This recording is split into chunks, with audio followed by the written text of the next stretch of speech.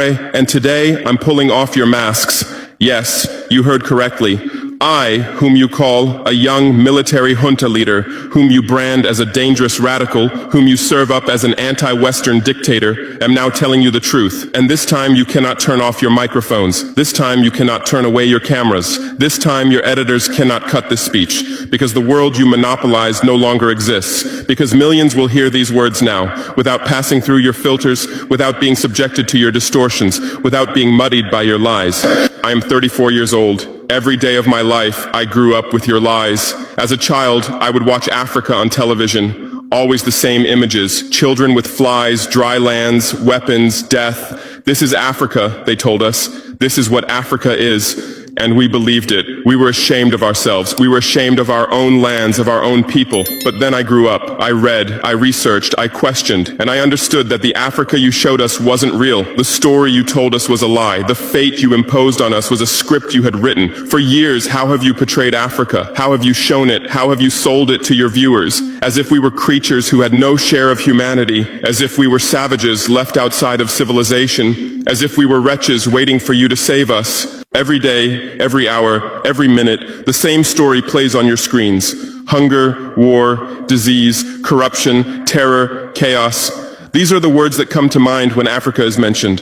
In your Africa dictionary, there are no other words. No hope, no success, no development, no resistance, no honor, no pride, no victory. So I ask you, New York Times, Washington Post, Guardian, Le Monde, have you ever made Africa's successes your headlines? How many times have you written about Rwanda's technology miracle? How many times have you shown Ethiopia's reforestation project? How many times have you praised Botswana's democratic success? How many times have you described Kenya's entrepreneurial ecosystem? No, because these don't fit your scenario. Your Africa cannot be successful. It cannot, because then how will you legitimize your exploitation? If it's not in need of help, how will you intervene? If it's not backward, how will you look down on it? Have you ever asked yourselves, has any editor sitting at their desk, any news director in a meeting, any columnist at their keyboard ever thought, why are the people of the world's richest lands poor? Here are the numbers for you, real numbers. Africa owns 70% of the world's cobalt reserves. Your cell phone, your computer, your electric car won't work without cobalt.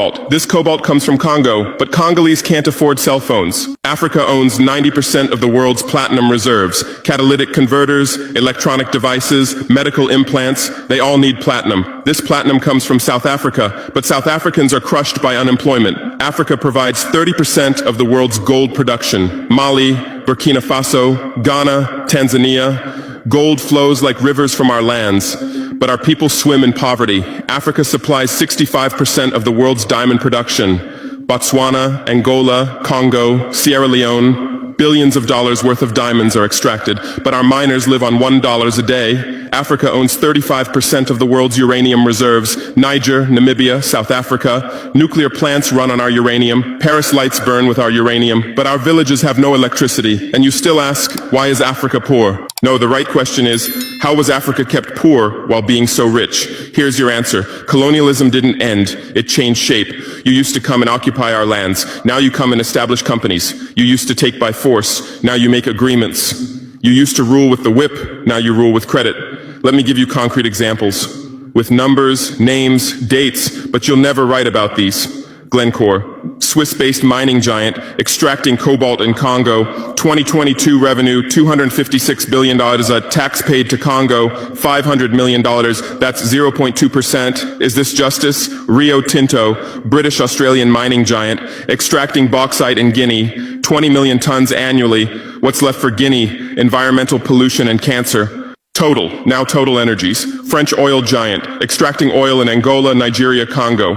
2022, profit, $36 billion investment in Africa, dirty pipelines, Anglo-American, founded in South Africa but now in London. Diamonds, platinum, iron, taking everything. What it left in South Africa? 6 million unemployed miners. And these are just the tip of the iceberg. What about the invisible, the secret deals, the offshore accounts, the transfer pricing tricks? Every year, $88 billion in illegal money flows out of Africa. Who writes about this? Every year, $45 billion in aid comes to Africa. Everyone writes about this, but no one says Africa is not the continent receiving aid, it's the continent giving aid.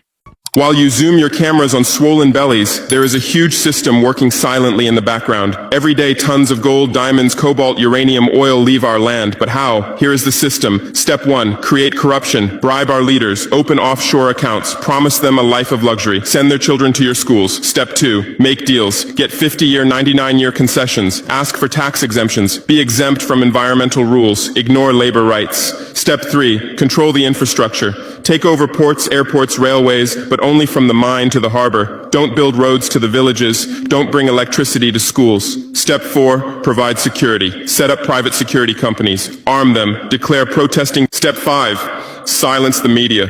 Buy local journalists. Suppress opposing voices. Serve internal unrest news to international media.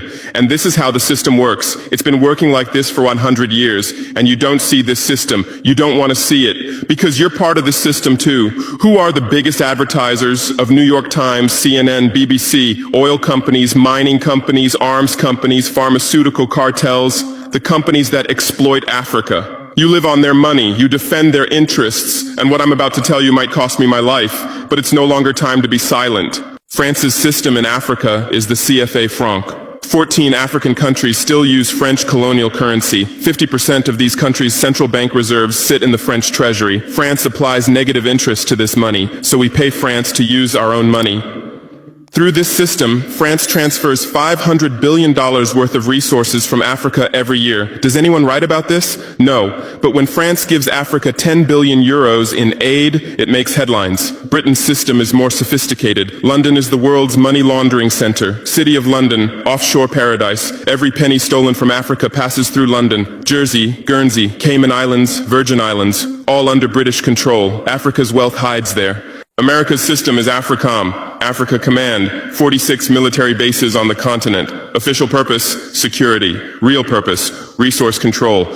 Drones in our airspace every day, listening devices everywhere. They say fighting terrorism, but it's not terrorists, it's people's leaders who are targeted. China is the new player, says win-win, builds infrastructure, gives credit, but in exchange for what? 99-year port concessions, mining rights, agricultural lands, debt trap diplomacy, ask Sri Lanka, ask Zambia, and you write about none of this. Why? Because you're not free press, you're corporate press, your bosses are billionaires. Jeff Bezos bought Washington Post. Why? For love of journalism? Rupert Murdoch's media empire, Fox News, Wall Street Journal, The Sun, The Times, all from the same hand, all giving the same message. West is good, others are bad. Carlos Slim is the largest shareholder of New York Times, Mexican billionaire. Where's his wealth from? Monopolized telecommunications, got rich off Latin America's back, now controls America's most respected newspaper. And you claim to do independent journalism? Who are your editors? Which schools did they graduate from? Harvard, Yale, Oxford, Cambridge? Always the same elite schools, always the same worldview, always the same prejudices. How are your reporters selected? How many languages does your Africa correspondent speak? French, English, that's all. Swahili, Hausa, Yoruba, Amharic, they don't know. They can't talk to the people. Your sources are always the same. Western diplomats, NGOs, experts, and then you come and lecture us.